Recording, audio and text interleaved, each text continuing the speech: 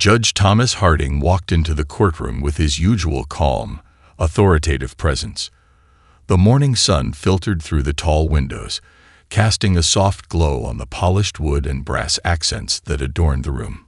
It was a familiar sight for him. Rows of empty seats, the occasional murmur from those waiting for their cases, and the rustle of papers from the clerks at their desks. This was his world. Harding had been on the bench for nearly 2 decades, and by now, he could predict the rhythm of the courtroom as easily as the ticking of the clock on the wall. He was a man of routine. His judgments were swift and without much fanfare, especially for the minor cases that often filled his docket. He believed in order, in the system, in keeping things moving. And today, just like any other, he was ready to get through it all. He scanned the names on the list before him. Traffic violations, small civil disputes, a few overdue fines, nothing that would make him pause. The first case was called Helena Walker, a name he didn't recognize. He looked up from his papers, briefly glancing at the woman who had just entered the room. Helena was striking in a subtle way.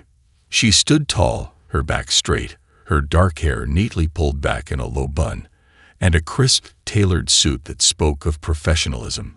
She didn't look like someone who would be involved in a case like this, just another person dealing with bureaucracy.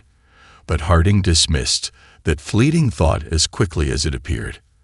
After all, everyone in his courtroom had their story. "Ms. Walker?" he asked, his voice cutting through the quiet murmur of the courtroom. "Yes, Your Honor," she replied with calm assurance. Her voice was steady, controlled, and Harding couldn't help but notice how she carried herself. There was something about her presence, a quiet confidence that suggested she was no stranger to handling pressure. Helena stepped forward to the podium. She didn't look nervous, but Harding couldn't say the same for the way she seemed so poised. He'd seen hundreds of defendants in his courtroom, but few were so composed, so collected. "Ms. Walker, this is a fairly routine matter," he said, motioning to the paperwork before him. "A fine has been issued for a failure to submit the required documents on time. How do you plead?" Helena's eyes briefly met his. There was a flicker of something he couldn't quite place, but it vanished quickly. "Your Honor, I respectfully request a review. The situation was a misunderstanding with a technical delay. I've been diligent about complying with regulations and deadlines in the past." Harding raised an eyebrow, momentarily impressed by her clarity, but quickly dismissed it. He had heard this type of explanation countless times.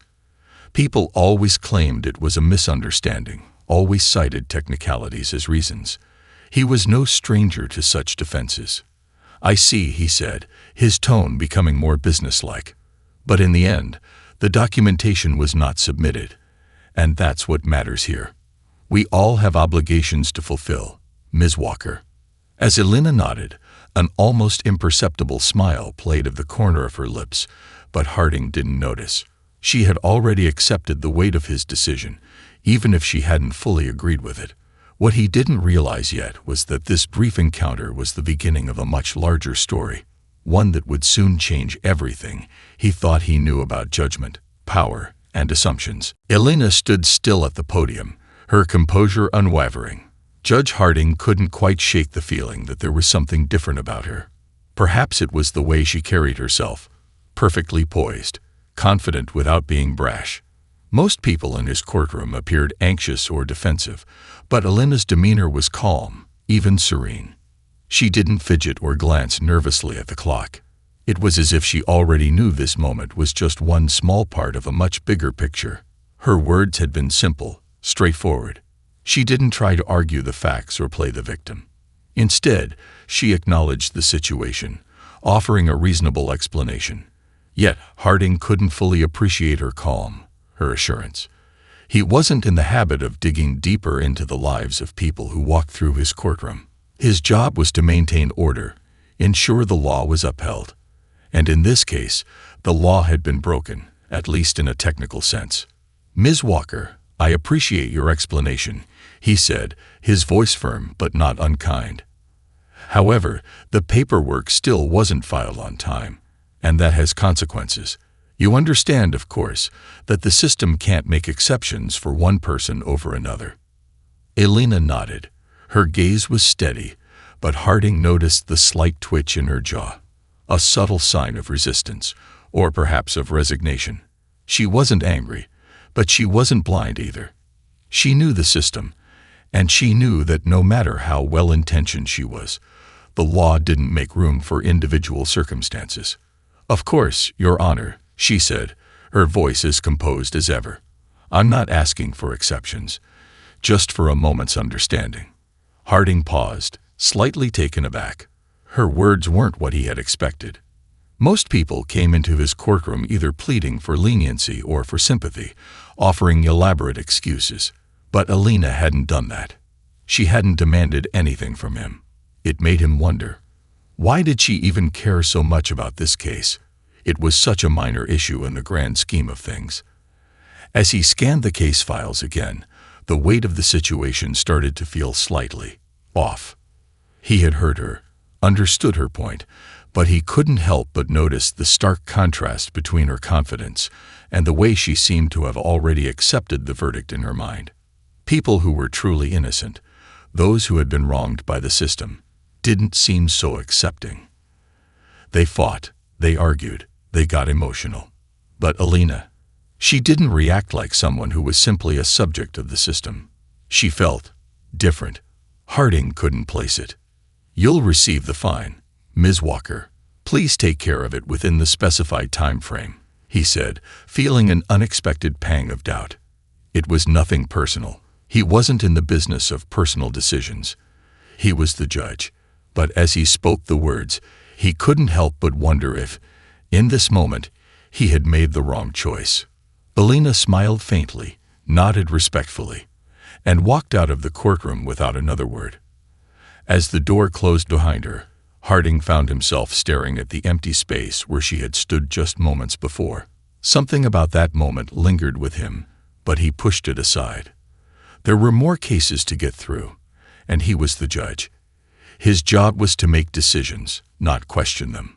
But deep down, something told him this wasn't the last he'd be hearing of Elena Walker. Judge Harding moved through the rest of the day with mechanical precision. The cases were stacking up, and he had little time to dwell on any single one.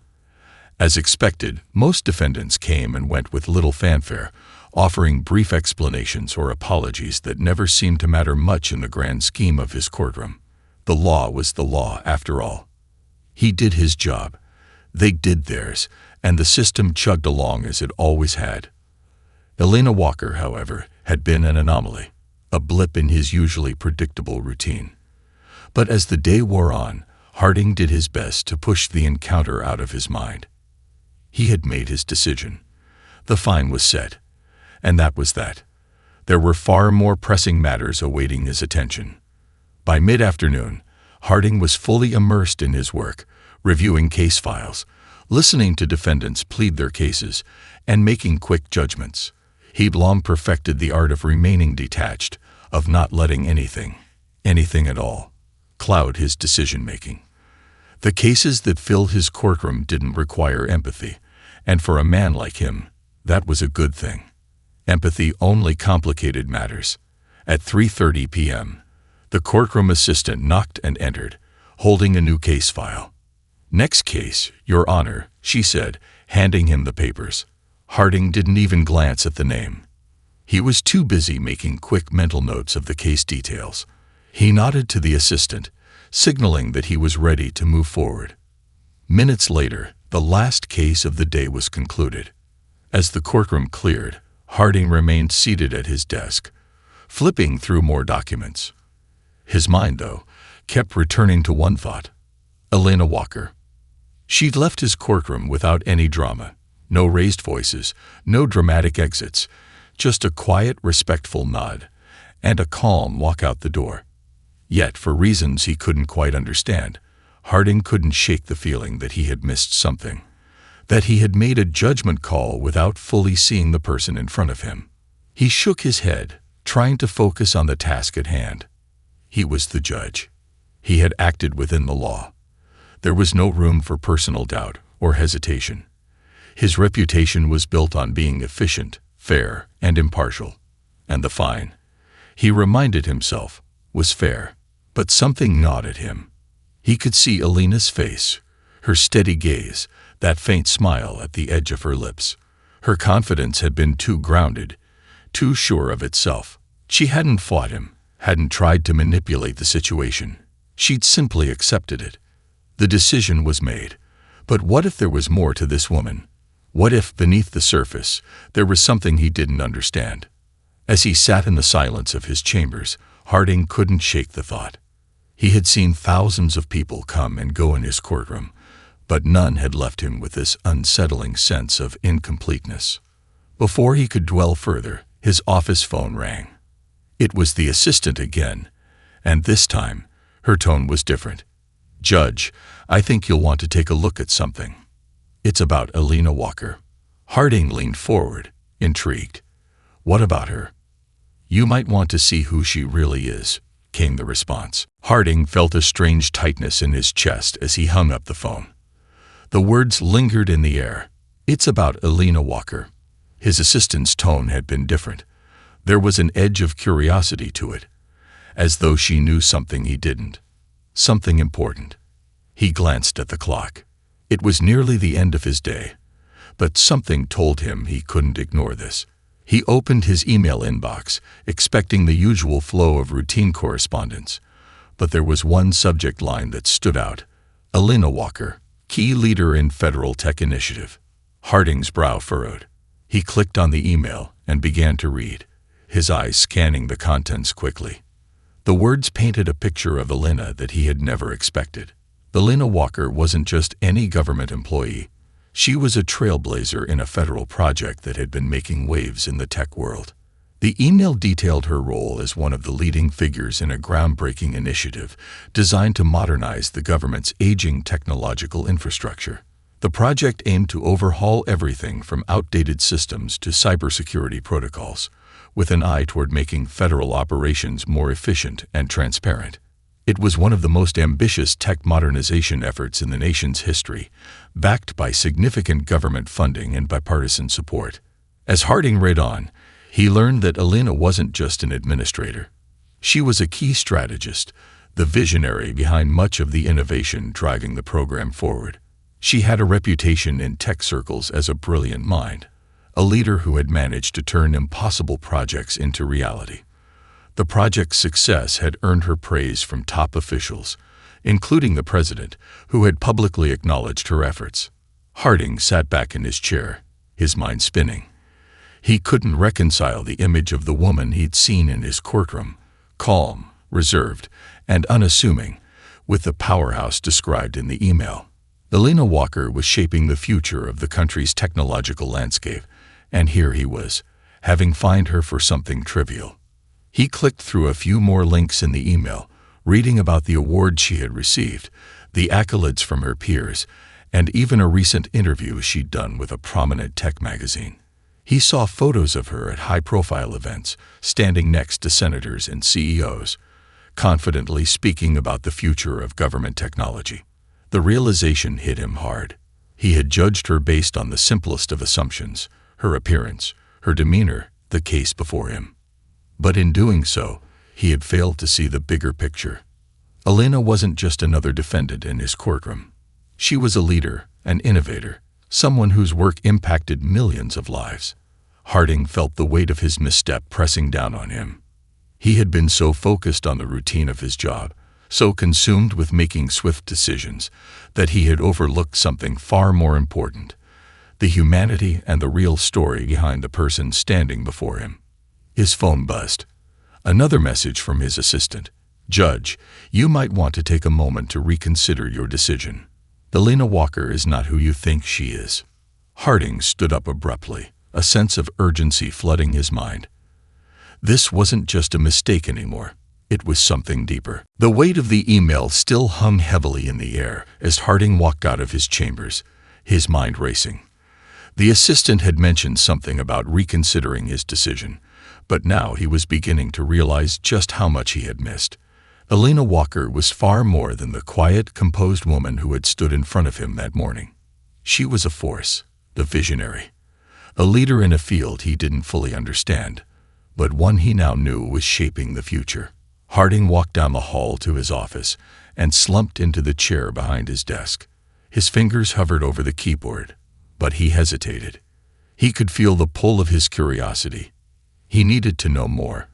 The surface information in the email had given him a glimpse into Elena's world, but he needed to go deeper. This wasn't just about an error in judgment anymore. It was about something far more profound, his own lack of awareness. He pulled up her name on the search engine. The results were staggering. As the screen populated with links and news articles, Harding realized he was only scratching the surface. Elena's work wasn't confined to just the government. She was well known in tech circles. Articles described her as a game changer in the way government operated on a digital level. One article noted how her innovative thinking had saved taxpayers billions of dollars through the implementation of more efficient software systems. Another highlighted how she personally led a team that improved cybersecurity measures, protecting sensitive data for millions of Americans. Elena wasn't just modernizing technology. She was redefining how government worked in the 21st century. A feature in Tech Innovators magazine detailed how Elena had turned around several lagging projects in the public sector, earning her national recognition.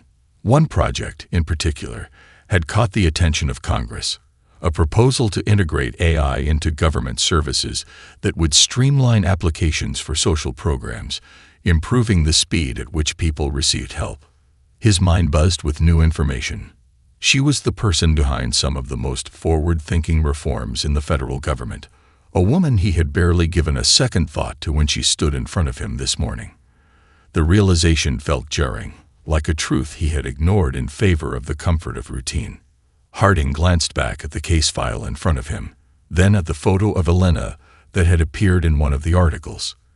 The woman in the image was confident, smiling, standing next to prominent politicians. But what struck him most was the ease with which she navigated the world of power and influence. She wasn't just another professional following the rules. She was rewriting them. He couldn't help but feel a pang of embarrassment. He had seen her for what she appeared to be on the surface. An ordinary person, one of many who crossed his path daily. He had been wrong.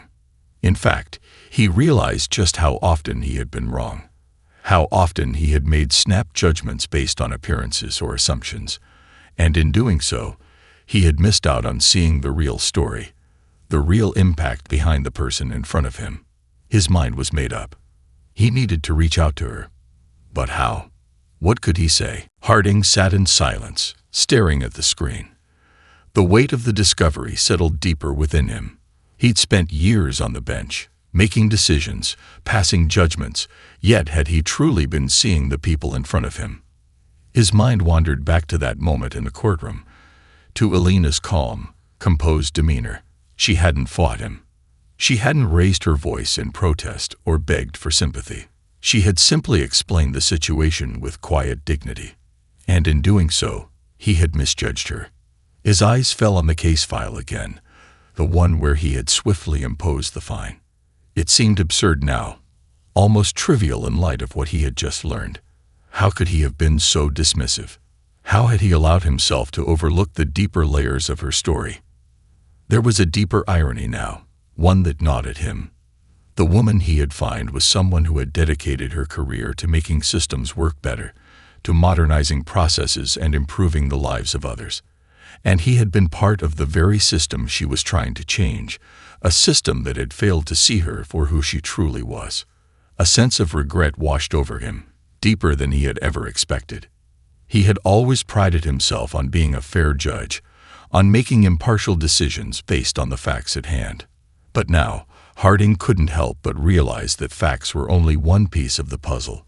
There were people behind the cases, people with real lives, real stories, stories he hadn't even begun to understand.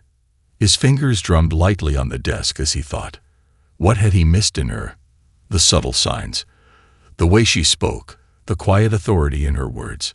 She hadn't been defeated, hadn't fallen into the trap of pleading or defending herself. Instead, she had chosen to navigate the system with quiet grace, accepting its faults, but still standing firm.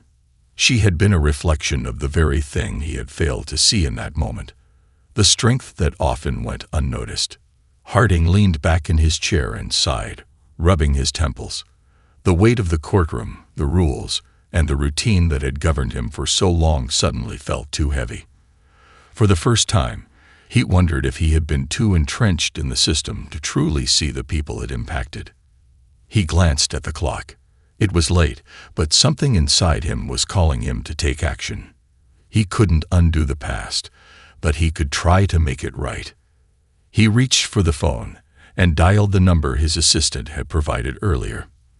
His heart beat faster than usual as it rang. What could he possibly say to Elena Walker?